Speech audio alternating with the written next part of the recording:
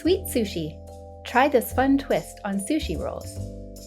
For this recipe, you'll need 1 tablespoon of butter, 10 marshmallows, 1 1/4 cups of crispy rice cereal, fruit rolls, and gummy candy and/or dried fruit. Step 1. Ask a grown-up to help melt the butter on the stove or in the microwave. Step 2. Add the marshmallows and stir until gooey. Step 3. Turn off the stove and stir in the rice cereal.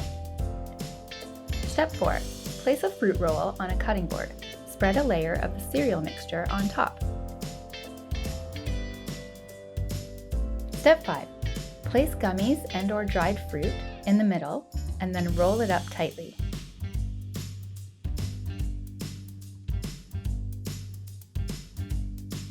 Step 6. Cut the roll into bite-sized pieces.